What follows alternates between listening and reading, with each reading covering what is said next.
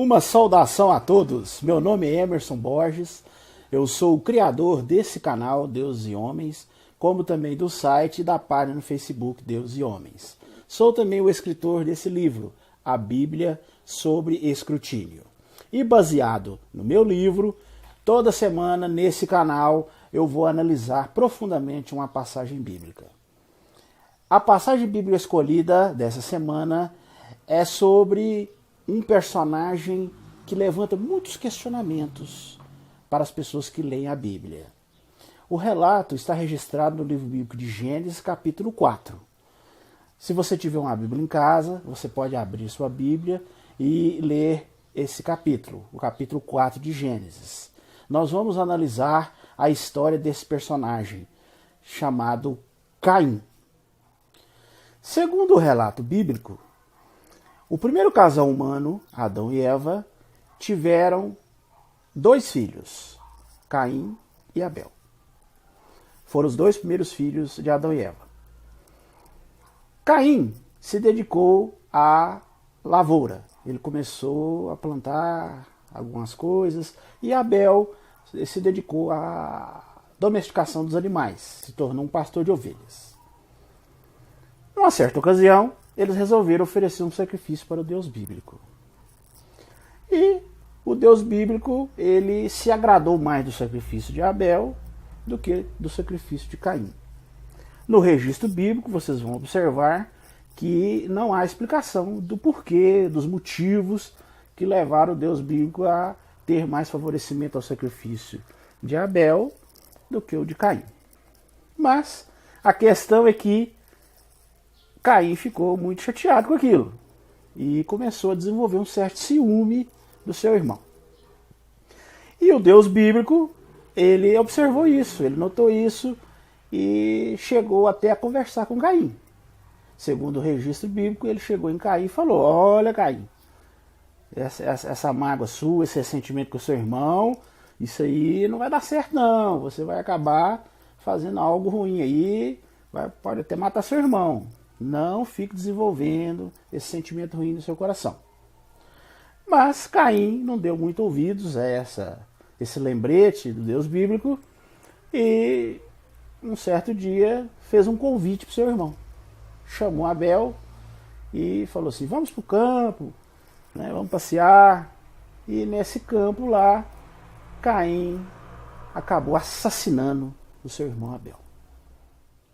Aí, diante disso, o Deus bíblico chega para Caim e fala, né? Ô Caim, mas falei para você não fazer isso, e você me vai e mata o seu irmão. Eu te falei que você ia acabar fazendo um negócio desse, e você não me ouve. Agora eu vou ter que te amaldiçoar.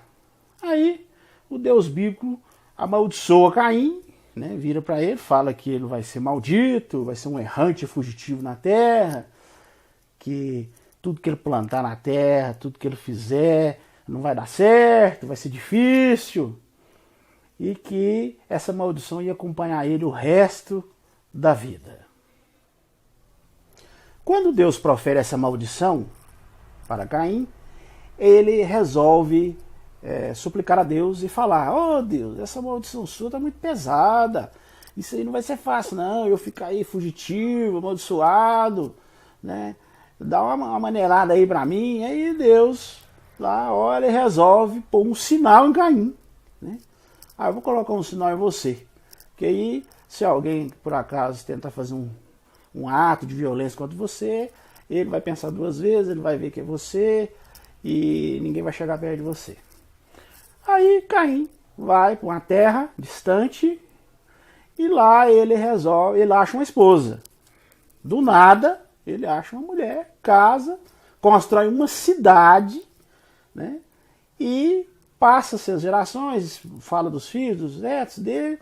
Aí um descendente dele chamado Lameque chega até mesmo a fazer um poema, né, se gabando de ter matado, né, uma pessoa e falando: se Abel vai ser punido, eu tenho que ser punido mais ainda, porque eu matei mesmo e tal.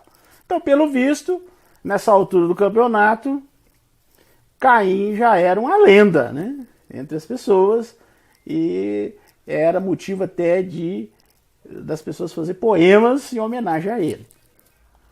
Agora eu pergunto a vocês vendo esse relato, lendo aí na sua Bíblia, você vê sentido nessa história? Você considera essa história realmente uma história verídica, verdadeira? Analise comigo. Para que, eu pergunto a vocês, para que Deus foi colocar um bendito sinal ou uma marca em Caim? Que marca seria essa? E para que isso? Para alguém não confundir Caim? Mas confundir com quem? Porque até então tinha Adão e Eva, Abel e Caim. Tinha 4 pessoas no planeta. Quem que ia confundir Caim? O pai dele, a mãe, será que ia confundir ele? O irmão dele morreu. Ficou só os 3.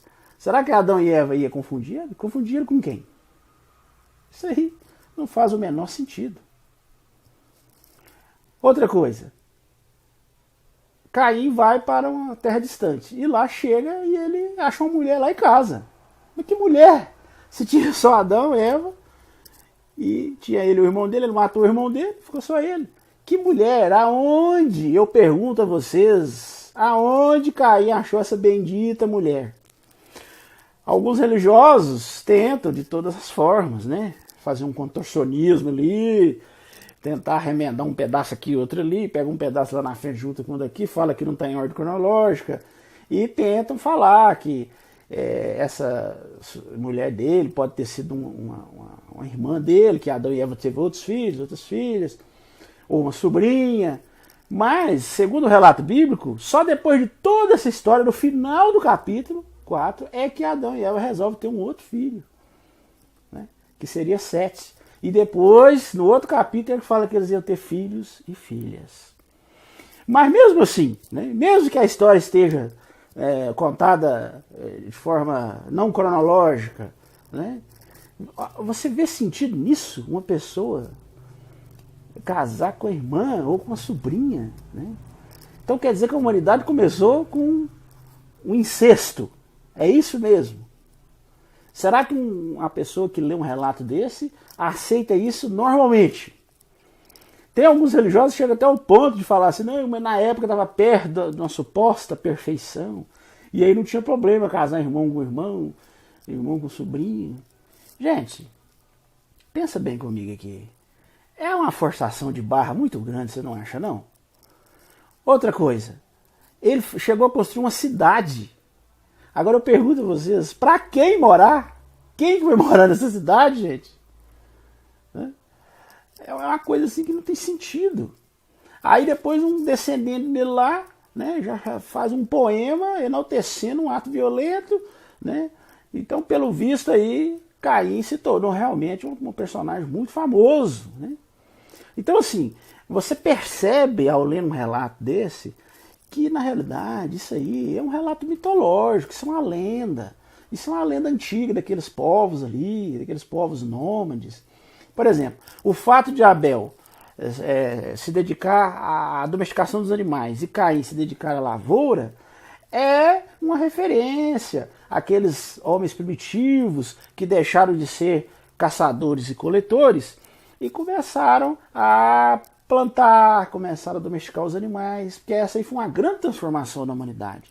Quando o homem pré-histórico, ele deixa de ser um caçador-coletor, né, e se torna uma pessoa que fica estabilizada em determinado lugar, né. Eles procuraram lugares férteis, normalmente beira de rios, como os rios Nilo, o rio Tigres, o rio Eufrates, né, o rio Indo, né, eram margens férteis, e ali esses homens, que até então, esses homens eles eram nômades, resolveram se estabelecer ali. Foi quando a humanidade começou a desenvolver mais, foi quando a humanidade começou a criar suas primeiras vilas, suas primeiras cidades. Então, obviamente, naquela época começou a surgir essas lendas, e os judeus criaram sua própria lenda, né? E Abel provavelmente representava aqueles homens primitivos que começaram a se dedicar à domesticação dos animais, e Caim, aqueles homens primitivos que começaram a se dedicar à agricultura. Sobre a questão da marca ou do sinal que Deus supostamente teria colocado em Caim, alguns religiosos até chegaram a falar comigo sobre esse assunto, tentando justificar, chegaram a falar o seguinte: não, essa marca aí, né, é porque talvez gerações futuras poderiam ameaçar Caim, então Deus resolveu colocar essa marca nele, né, para protegê-lo. Agora veja bem, gente, que desculpa mais sem pé sem cabeça. Gerações futuras. Você acha que Adão e Eva, depois de uma tragédia dessas, se isso realmente fosse uma história verdadeira, você acha que eles iriam contar isso para outras gerações, para os outros filhos, passar isso para frente? Com certeza eles queriam esquecer esse assunto, esquecer essa tragédia. E se por acaso eles chegassem a contar também, essas futuras gerações não teriam envolvimento nenhum com isso, porque não teria nenhum parente envolvido, né? Abel não deixou descendente nenhum, né? Eles seriam descendentes de outros filhos. Eles não viveram essa história, né? O que levaria eles a querer agredir Caim? Então você vê que realmente não tem sentido isso, né? Simplesmente é uma lenda, é mais um mito encontrado nas páginas da Bíblia e que, infelizmente, muitas pessoas consideram como uma história real e vivem as suas vidas baseado nisso, acreditando realmente que é uma história verídica, que realmente aconteceu. Infelizmente, eu inclusive conheço pessoas que defendem assim com unhas e dentes um relato como esse. Infelizmente, a gente vê muito isso. Bem, esse era o tema que iríamos analisar hoje. Se você gostou, dá o seu like aí, estoure esse joinha aí para nós, comente no nosso vídeo, compartilhe com o maior número de pessoas possível, inscreva-se em nosso canal, acione o sininho aí, porque toda semana vai ter um vídeo novo. E se você acionar o sininho, assim que a gente subir o vídeo, você vai receber uma notificação. Se você não assistiu os outros vídeos da série e quiser assistir, eu vou deixar aqui os links na descrição desse vídeo. E também, se você desejar adquirir o meu livro, eu também vou deixar os links de venda aqui embaixo, da Livraria Cultura, da Amazon, inclusive até no meu próprio site. Você pode adquirir diretamente no meu site. No mais, eu agradeço a todos e até o nosso próximo vídeo.